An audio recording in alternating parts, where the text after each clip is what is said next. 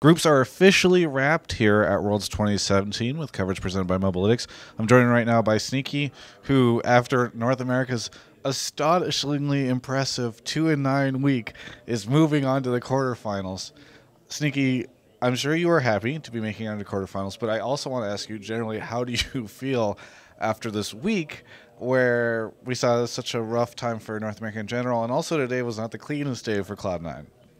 I mean, I expected EDG to actually come back strong. They were the #1 seed coming from LPL, and they lost all 3 games. That was so unexpected because they were like so close in all of them, except for ours, of course. Sure.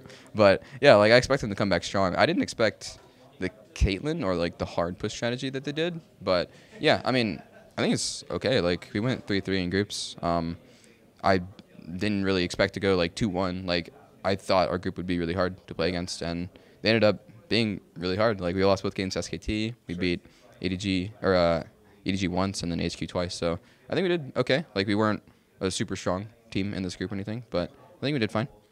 Now you move on to quarterfinals. As we speak, they have not done the drawing yet. But who of the first seeds would you like to play?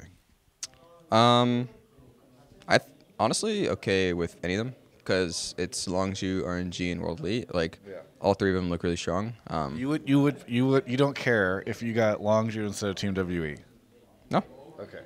That just surprised me because I feel like Longzhu, everybody considers them to be so strong, and Team WE seems like they sneaked out.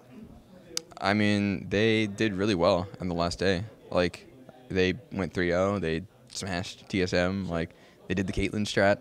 So they look really strong. Like, RNG as well. Like, all the teams look really hard to play against. And, yeah, I mean, I think, like, if we want to prove ourselves, like, it doesn't really matter who we play against. Sure.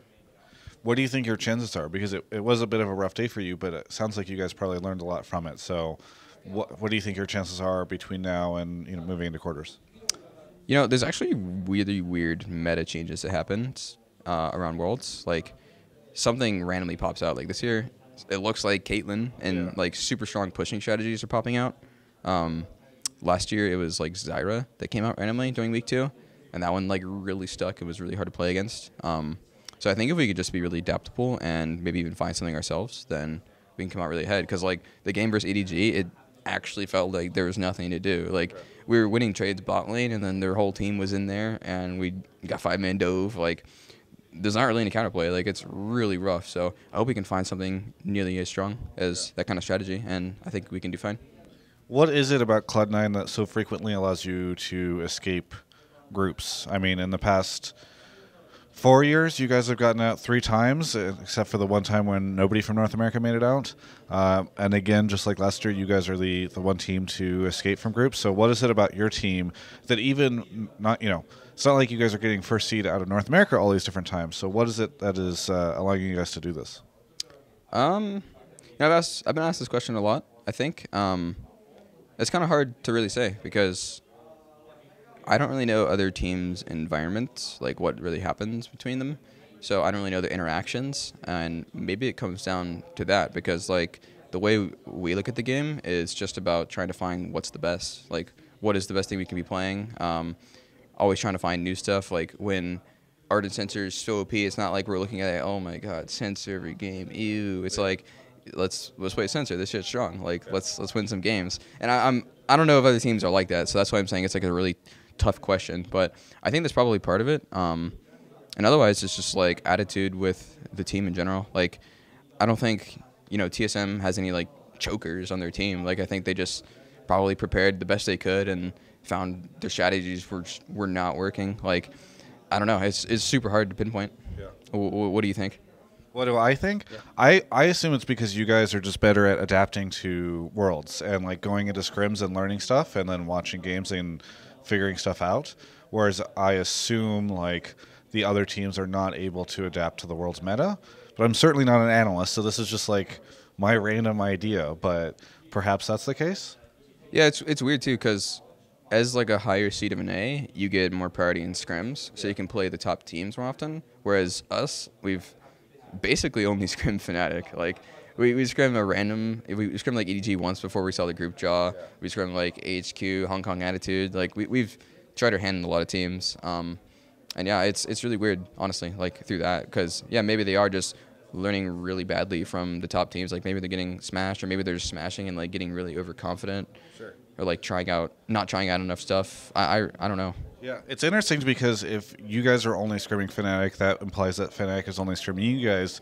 They had a very disappointing first week, and yet then they were able to come back so strong this week.